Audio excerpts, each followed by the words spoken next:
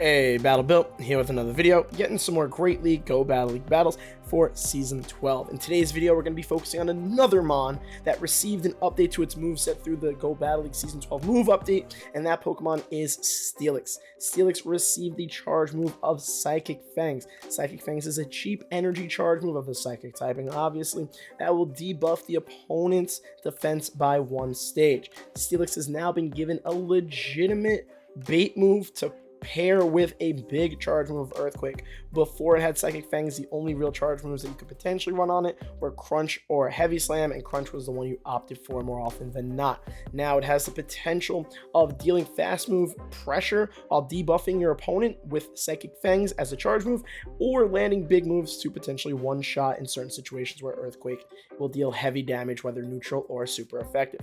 In this video, I paired Steelix with Noctowl and Medicham, two very meta mons, and I was quite satisfied with the results. Steelix is going to have huge improvements in both Open Great League and Ultra League because of this. So let's jump into the battles. Please don't forget to like, comment, and subscribe as always, and let's see how these battles went. In the first matchup, we have a lead where you would think I was being core broken by the opponent because Azumarill has access to Ice Beam, which is not going to do well against Noctowl, and then has access to Play Rough, which is not going to do well against Medicham. Well, Noctowl actually plays this matchup out a lot better than you would expect. So we're going to let the first charge move come through. It ends up being a Play Rough. Ice Beam would have been super effective, but we also would have still survived it. Now they safe swap into Altaria, and Steelix becomes an even harder wall answer to Altaria with this move update. It's dealing a bunch of Dragon Tail damage, and with Psychic Fangs, we're able to debuff a little bit so that we can then farm down comfortably. They're going to throw a Moonblast there. We resist all of Altaria's potential charge moves, whether it be Sky Attack, Dragon Pulse,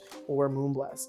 Waiting for their Azu to come back in, we're able to Dragon Tail all the way up to an Earthquake, which should hopefully take out the Azumarill's remaining health, but they decide to shield. They're committing to a Bubble Down, but again, what's really cool about having access to Psychic Fangs here is that we're going to be able to throw it for some neutral damage and get a guaranteed debuff on the Azumarill. So we're going to now come back into this matchup with our Noctowl. We had energy stored from before when they swapped. We did not throw anything at the Altaria because we had the hard answer. We throw a Sky Attack once we come in just because we were worried about CMP. They come in with their last Mon being Registeel, and it's GG because we have Medicham lined up with it. Again, these are some of my day 1 battles, so you know, some of the things we're going to run into could be a little interesting, but that does not take away from how legit and viable Steelix has turned into because of the addition to its moveset in Psychic Fangs. I'm very excited to try out Steelix in Ultra League also with this update, especially because of all the dragons like Giratina running around in Ultra League. So getting into this next matchup, we had a Skarmory on Noctowl lead, which is really not a great lead for us, but they decided to swap out. Also, you'll notice that Skarmory was running Steel Wing. They then save swap into a Jellicent, and we don't really have an amazing answer in our backline for the Jellicent, so we want to deal some super effective damage with our Shadow Ball from Noctowl before we swap into our Steelix. They're going to throw a charge move here. We take super effective damage from their Bubble Beams, and they're not going for Shadow Balls whatsoever. DPE wise, I'm pretty confident that Shadow Ball, even though it's neutral, is the way you want to go, but I guess this opponent was addicted to debuffs, and they said, you know what, this damage is super effective, so let's deal it. They then come back in with their Skarmory, and even though our attack is super debuffed, we're going to throw a Psychic Fangs to kind of outweigh one of those debuffs, and then go for the Earthquake to deal some singularly resisted damage. But they swapped, and I hadn't even noticed. They brought in Blaziken. What a last Mon. Now, Blaziken does have access to Brave Bird, so we need to respect it in this situation. We pull up the shield. We have shield advantage, so no reason not to. And then we commit to a counter down.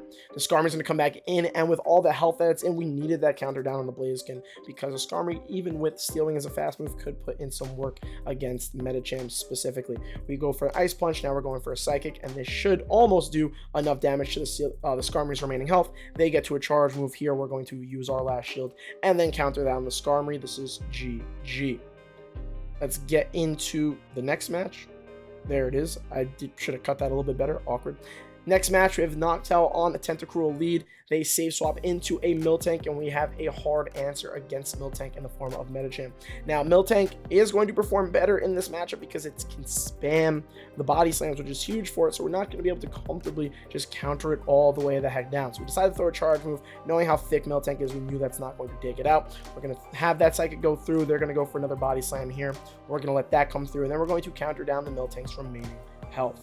we essentially keep alignment, but honestly, we really just wanted to make sure we didn't use any shields here, so it was nice that we were able to get the scenario that we did. The Tentacle comes in for the farm down. We go for a Psychic there. We get the opponent's first shield, and then they go for the farm down, not realizing how much energy our Medicham is at. We're going for the Ice Punch, and we're able to get our opponent's last shield, which is going to be huge for us.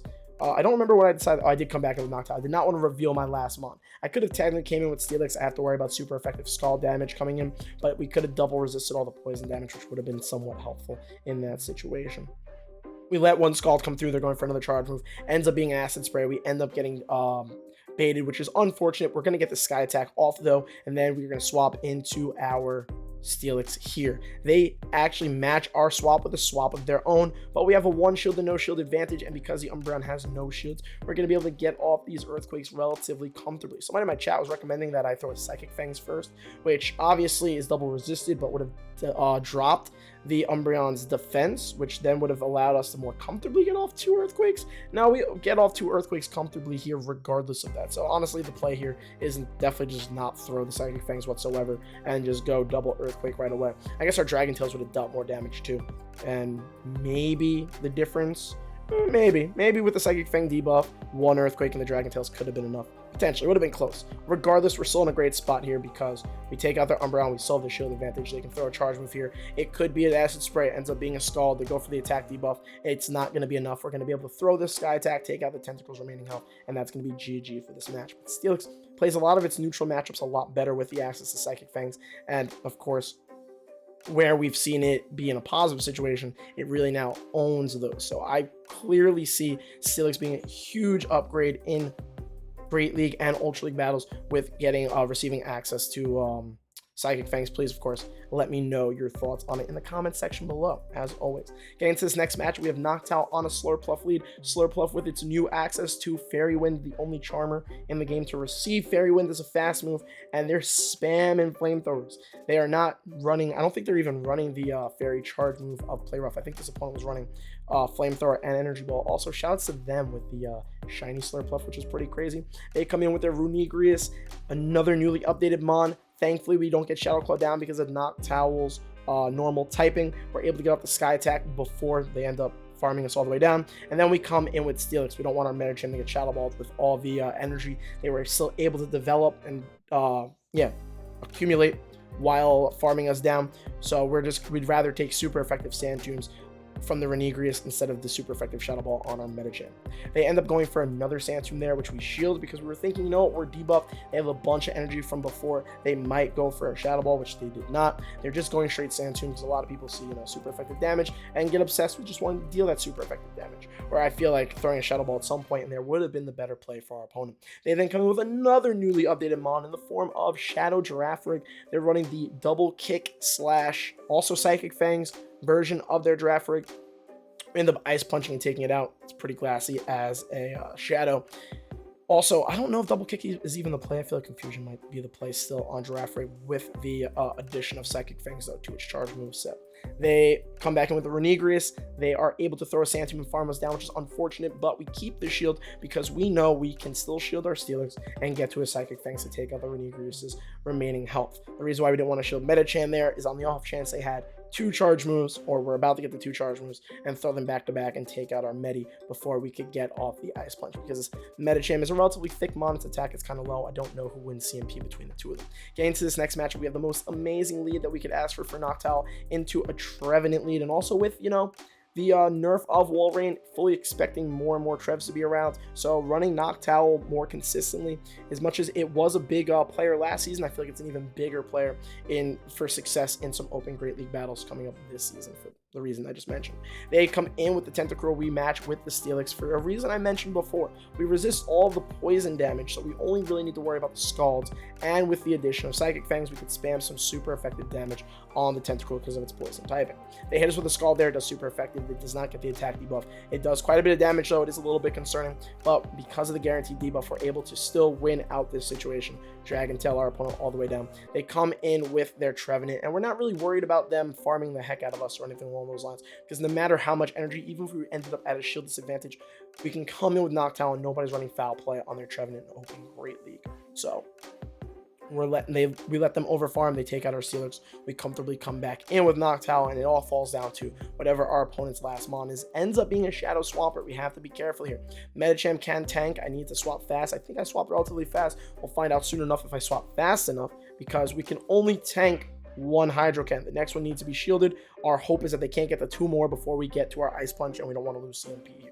They are spamming up moves quite fast, and I think I'm worried about them getting to another Hydro Cannon, so I felt like, you know what, Noctowl's hopefully close enough to another charge move where they slint to get 2 Hydro Cannons off. Let's shield one of them, and then throw the Sky Attack on the Swampert as soon as possible, hopefully stopping them from getting to another Hydro Cannon, which we're able to do. Even if we did get hit by a Hydro Cannon, it still would have been pretty tough for this Trevenant to take out our Noctowl with whatever remaining health it would have had. But that is a nice, beautiful, easy 5-0 set with Steelix in Open Great League.